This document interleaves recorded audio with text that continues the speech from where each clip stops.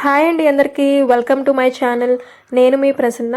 So ఈరోజు east మైదా ఇవేమీ వాడకుండా టేస్టీ అండ్ హెల్తీగా పిజ్జా ఎలా చేయాలో చూసేద్దామండి.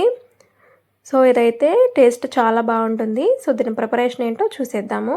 దీనికోసం ఇక్కడ నేను ఒక బ్రెడ్ స్లైస్ తీసుకుంటున్నానండి.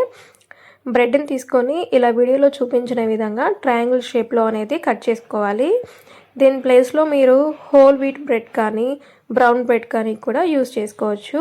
ఇంకా హెల్తీగా కావాలంటే మీరు అలా కూడా యూస్ చేసుకోవచ్చు.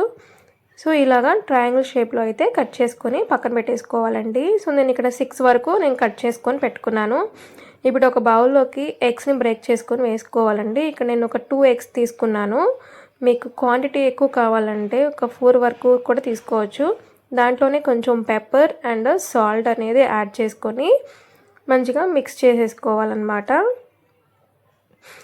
పెప్పర్ అలాగే సాల్ట్ కూడా మనకి ఎగ్లో బాగా మిక్స్ అయ్యేలాగా ఇలాగా మిక్స్ చేసుకొని పక్కన పెట్టేసుకోవాలి.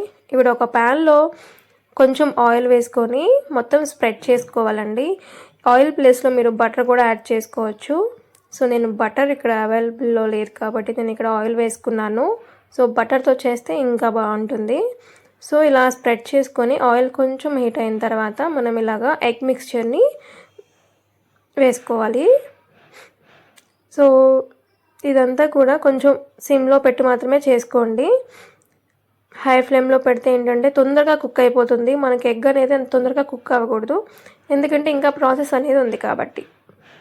ఇప్పుడు ఒక్కొక్క బ్రెడ్ స్లైస్ తీసుకొని వీడియోలో చూపించిన విధంగా మనం సెట్ చేసుకోవాలండి దాని మీద. సో మనకి పిజ్జా అనేది ఎలా అయితే మనకి రౌండ్గా ఉంటుందో సేమ్ మనం ఇలా సెట్ చేసుకుంటే మనకి సేమ్ అదే షేప్లో వస్తుందన్నమాట. సో టేస్ట్ అయితే చాలా బాగుంటుంది. కంపల్సరీ ఒకసారి ట్రై చేయండి. మనకి వితిన్ ఒక 5 మినిట్స్లోనే రెడీ అయిపోతుంది. ఇది అన్నీ ఇంట్లో అవైలబుల్గానే ఉంటాయి కాబట్టి ఎప్పుడు సో మనం పిల్లలు ఏదైనా అడిగినప్పుడు ఇలా ఇంట్లోనే హెల్తీగా చేసి పెట్టండి. సో వాళ్ళకు కూడా చాలా నచ్చేస్తుంది.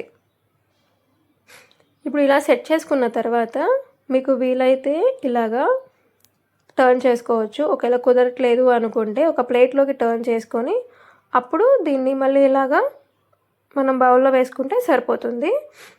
ఇప్పుడు దీని మీద మనము రెడ్ చిల్లీ సాస్ అయితే నేను స్ప్రెడ్ చేసుకుంటున్నాను. మీ దగ్గర ఏ సాస్ అవైలబుల్గా ఉంటే అది ఇక్కడ స్ప్రెడ్ చేసుకోండి.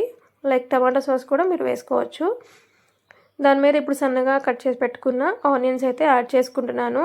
ఆనియన్స్ అనేవి ఇలా సన్నగా ఉంటేనే బాగుంటుందండి. కొంచెం పెద్దగా ఉంటే ఏంటంటే తినడానికి అంత బాగోదు, ఇది బ్రెడ్తో చేస్తున్నాం కాబట్టి. అలాగే టమాటా ముక్కలు కూడా కొంచెం చిన్న చిన్న పీస్లా కట్ చేసుకొని నేను ఇలా స్ప్రెడ్ చేసుకుంటున్నాను మొత్తం కూడా.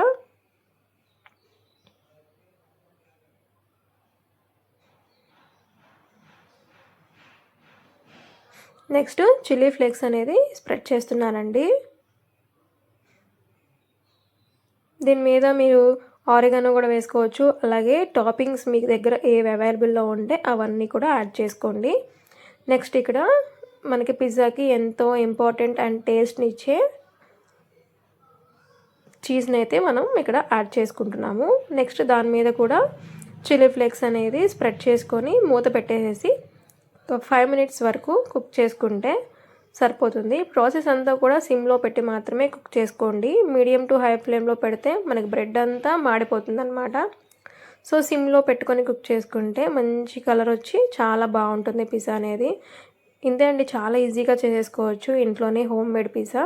సో మీకు ఈ వీడియో నచ్చితే ప్లీజ్ ఒక లైక్ చేసి షేర్ చేసి సబ్స్క్రైబ్ చేసుకోవడం మాత్రం మర్చిపోకండి. Thank you for watching.